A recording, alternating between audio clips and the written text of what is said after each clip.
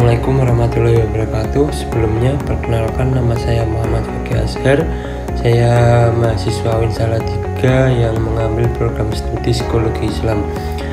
Baik, tugas ini saya kerjakan guna untuk melengkapi tugas ujian akhir semester mata kuliah psikologi sosial yang diambil oleh Bapak Agus Hirnawan. Baik, di sini saya akan mereview buku psikologi sosial yang ditulis oleh Bapak Agus Hirnawan dan Bapak Reza Ahmadiansyah. Penerbit buku ini adalah Yayasan Haji Kartini dan editor buku ini ada Edi Kuswanto. Untuk cetakan pertama itu terbit tahun 2019. Baik, pada bab pertama itu membahas tentang definisi, metode, dan kedudukan. Jadi psikologi sosial adalah ilmu pengetahuan yang mempelajari perilaku individu dalam konteks situasi sosial, di mana pikiran, perasaan, dan perilaku individu dipengaruhi oleh kehadiran orang lain. Metode penelitian dalam psikologi sosial meliputi metode induktif, deduktif, retroduktif, dan abduktif. Kedudukan psikologi sosial adalah sebagai jembatan antara cabang-cabang pengetahuan sosial lainnya. Sejarah psikologi sosial mencakup perkembangan dari awalnya hingga saat ini, baik di tingkat global maupun Indonesia. Bab selanjutnya itu membahas tentang interaksi sosial. Bab ini membahas proses interaksi sosial antara individu dalam konteks sosial, penjelasan tentang bagaimana individu berinteraksi, berkomunikasi, dan membentuk hubungan sosial dengan orang lain disajikan dalam bab ini. Bab selanjutnya ada massa dan kelompok.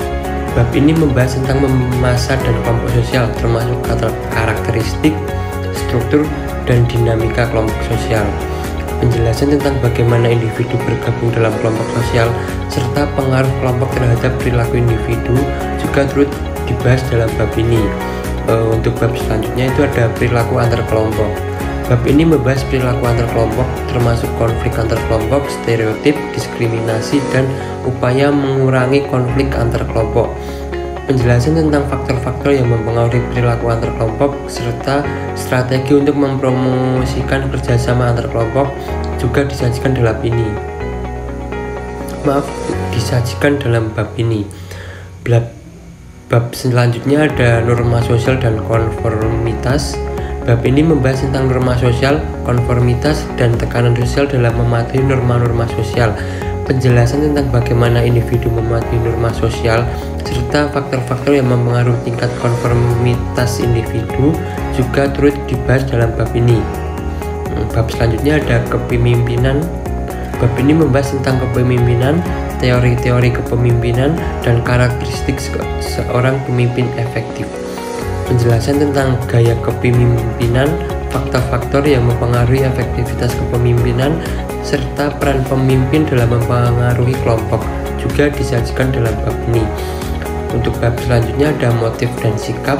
Bab ini membahas tentang motif, sikap, dan perilaku individu dalam konteks psikologi sosial.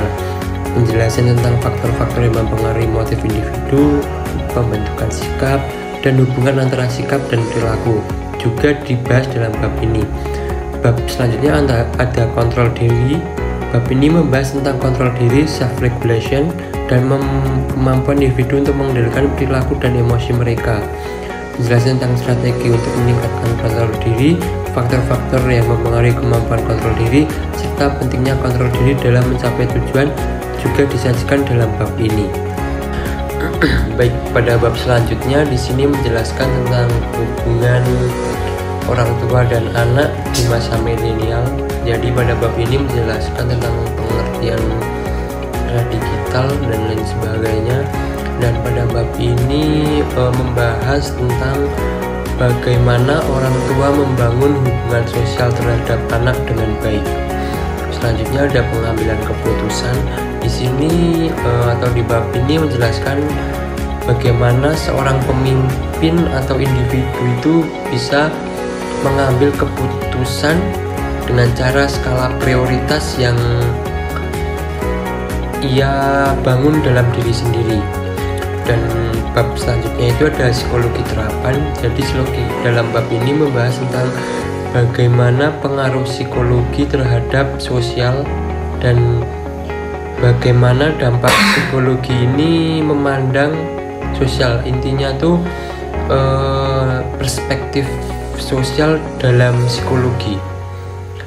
Dan sedikit saya tambahkan untuk kelebihan dan kekurangan dalam buku ini. Untuk kelebihan dalam buku ini mungkin dari segi harga buku ini agak pricey atau murah ya.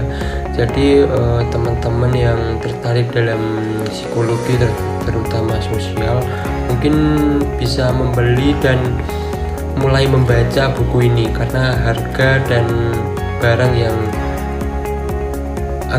sedikit mudah untuk didapatkan. Dan untuk kekurangan dalam buku ini mungkin terlalu banyak kalimat atau kata yang menurut saya itu sulit untuk dipahami dan masih banyak juga kata asing, sehingga kaum awam yang memulai membaca pada buku ini sedikit kebingungan menurut saya. Dan saran saya untuk penulis mungkin bahasa atau kalimat dalam buku ini lebih diperhatikan agar orang yang tertarik dalam psikologi, terutama psikologi sosial, dan akan memulai membaca buku ini bisa lebih mudah untuk memahaminya. Mungkin itu saja yang bisa saya sampaikan, kurang lebihnya mohon maaf. Sekian, wassalamualaikum warahmatullahi wabarakatuh.